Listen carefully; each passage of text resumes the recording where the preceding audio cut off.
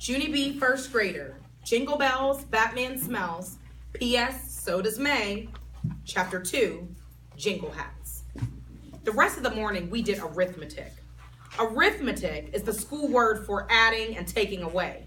Only I couldn't even concentrate on my numbers that good, on account of May kept on giving me mean looks and flopping her sweater sleeve around.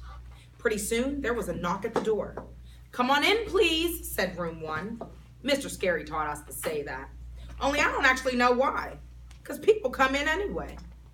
The door opened very slow, and then, it was Mr. Toot, the music teacher. He was carrying a big brown box in his arms. It was dusty, I think, because when Mr. Toot plopped the box on the floor, Sheldon started to sneeze his head off.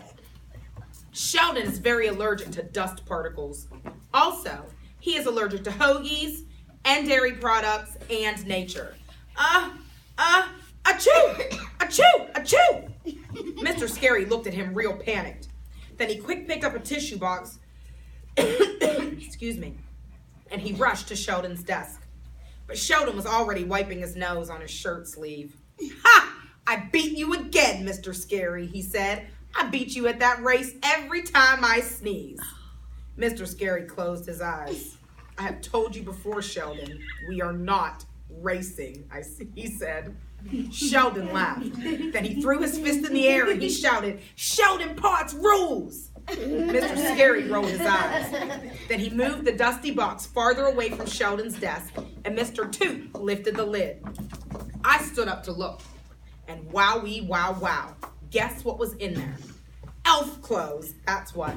There were little green elf hats with jingle bells on their ends. Plus also, there were cute little elf vests and belts. Mr. Toot held them up for us to see. "Boys and girls, our PTO made these costumes several years ago for our holiday sing-alongs. Aren't they great?" he said. "Every single first grader is going to get to wear one today." He started passing them out. My Richie friend Lucille got hers first. She looked at it and made a face. "Okay, number 1, I don't wear this shade of green. And number 2, I don't wear bell hats," she said. Mr. Scary looked up at the ceiling. Then he took Lucille by her hand and he walked her into the hall. And when she came back, she was wearing the bell hat. Pretty soon, all the rest of room 1 were wearing our bell hats too.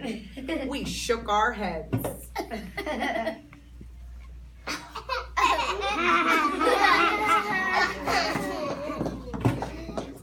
The bells jangled very jingly. "Hey, this room sounds just like a Jingle Bell sleigh," I said. Mr. Toot did a chuckle. "You're right, Junie B. Every year, one lucky class gets to wear the Jingle Bell hats, and this year, because room 1 has been so well behaved in music class, I chose you." All of the children clapped and cheered, except not for Lucille. Instead, she threw her hands in the air and shouted, "What are the odds?" After that, she flopped her head on her desk, and she didn't come up again. Mr. Toot ignored her. "And that's not all of my good news either," he said, "because each year, the class with the bell hats goes on stage, and they lead the whole auditorium in singing jingle bells." Room 1 jumped up from their seats. Jingle bells, yay, yay! We're going to lead jingle bells." Mr. Toot smiled. "Okay, everyone. Just to make sure that you know the words, we're going to have a short rehearsal." "Rehearsal!" we shouted. "Yay, rehearsal!" Only too bad for us, because rehearsal was nothing to shout about. We sang that dumb song a jillion times, I bet. At first, it was kind of fun. Only then it got real boring. And so that's how come I started singing funny different words. They were funny words about Batman and Robin. I sang them so loud so my friends could hear. Jingle bells, Batman smells, Robin laid an egg. Batmobile lost its wheel and Joker got away. Herbert and Lenny laughed and laughed. May did a gasp. Then she sprang up like a spring and she started to tattle. Mr. Toot, Junie Jones is singing the wrong. I quick yanked her skirt. Psst, May, are you crazy? I whispered. You and I can't fight anymore, remember that? If you tattletale on me, we'll be parking ourselves at the principal's.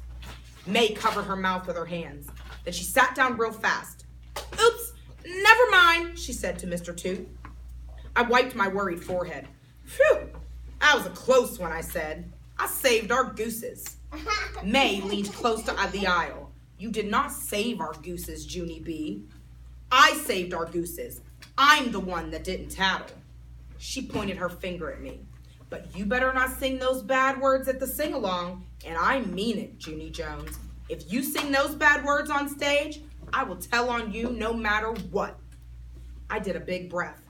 Robin laid an egg is not bad words, May, I said. An egg is nothing for a bird to be ashamed of. I don't care. It doesn't matter, she said. You already ruined enough today, Junie Jones. You ruined my sweater, and you ruined my mood. But you're not going to ruin the sing-along, too. She crossed her arms at me. Even if I get in trouble myself, I will still tell on you, she said. You can count on that, Junie Jones. And after that, she leaned back in her chair, and she brushed her hands together real smuggy. I looked and looked at that girl. May is off her rocker, I believe. Chapter 3 is called Laughing All the Way. But you gotta wait till tomorrow. All right, till tomorrow.